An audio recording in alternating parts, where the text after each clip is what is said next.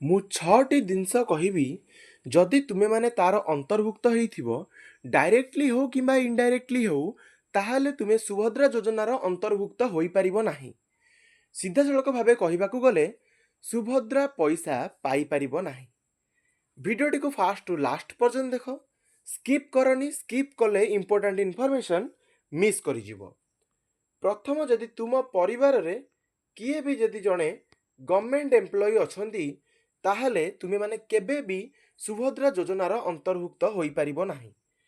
ଦ୍ୱିତୀୟ ଜିନିଷ, ଯଦି ସେମାନେ ଗଭର୍ଣ୍ଣମେଣ୍ଟ ଏମ୍ପ୍ଲୟି ଥିଲେ ଏବଂ ବର୍ତ୍ତମାନ ସେ ରିଟାୟାର୍ଡ ହେଇକି ପେନସନ୍ ପାଉଛନ୍ତି ତାହେଲେ ବି ମଧ୍ୟ ତୁମେମାନେ ସୁଭଦ୍ରା ଯୋଜନାର ଅନ୍ତର୍ଭୁକ୍ତ ହୋଇପାରିବ ନାହିଁ।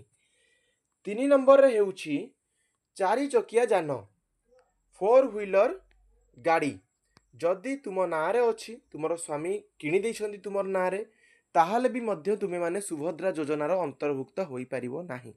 ଏଇଠି କିଛି ଭଉଣୀ ମୋତେ ପ୍ରଶ୍ନ କରିଥିଲେ, ଆମର ବହୁତ ପୂର୍ବରୁ ଗୋଟେ ଗାଡ଼ି ଥିଲା ଯେଉଁଟାକି ମୋର ନାମରେ କିଣା ହେଇଥିଲା ଏବଂ ଏହାକୁ ସ୍କ୍ରାପ୍ ହିସାବରେ ବିକ୍ରି କରିଦିଆଯାଇଛି।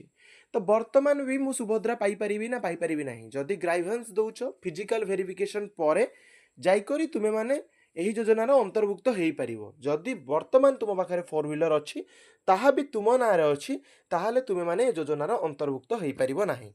ତାପରେ ଚତୁର୍ଥ, ଯଦି ତୁମ ନାଁରେ 5 ଏକର ଜମି ଅଛି, ମାନେ ଏଇଟା ତୁମର ଘରୋଇ ଜମି ଆଉ ତୁମର କିମ୍ବା 10 ଏକର ଇରିଗେଟେଡ୍ ଲ୍ୟାଣ୍ଡ, ତୁମର 5 ଏକର ଥାଉ କି 10 ଏକର ଥାଉ, ଯେଉଁ ବି କ୍ରାଇଟେରିଆ ତୁମେ ମିଟ୍ କରୁଥାଅ ତାହେଲେ ବି ମଧ୍ୟ ତୁମେ ସୁଭଦ୍ରା ଯୋଜନାର ଅନ୍ତର୍ଭୁକ୍ତ ହେଇପାରିବ ନାହିଁ।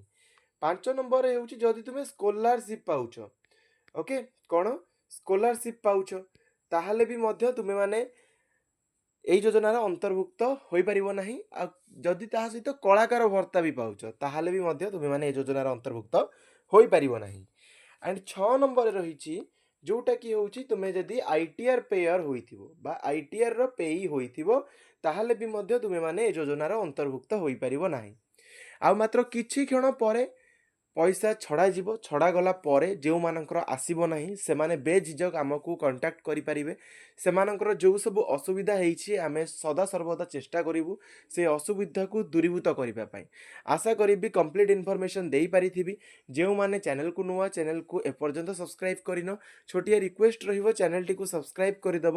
ପାଖରେ ବେଲ୍ ଆଇକନ୍ ଥିବ ତାକୁ କ୍ଲିକ୍ କରି ଅଲ୍ ଉପରେ କ୍ଲିକ୍ କରିବାକୁ କଦାପି ଭୁଲିବନି, କାହିଁକିନା ଏମିତି ଇନଫର୍ମେଟିଭ୍ ଭିଡ଼ିଓଜ୍ ଏହି ଚ୍ୟାନେଲରେ ସର୍ବପ୍ରଥମେ ପୋଷ୍ଟ ହେଇଥାଏ। ଆଣ୍ଡ ଯେତେ ପାରୁଛ ସେତେ ମାତ୍ରାରେ ଏ ଭିଡ଼ିଓଟିକୁ ନିଜ ସାଙ୍ଗମାନଙ୍କ ମଧ୍ୟରେ ସେୟାର କରିଦିଅ ଯେମିତିକି ସମସ୍ତଙ୍କ ପାଖକୁ ଇନଫର୍ମେସନ୍ ପହଞ୍ଚିଯାଉ।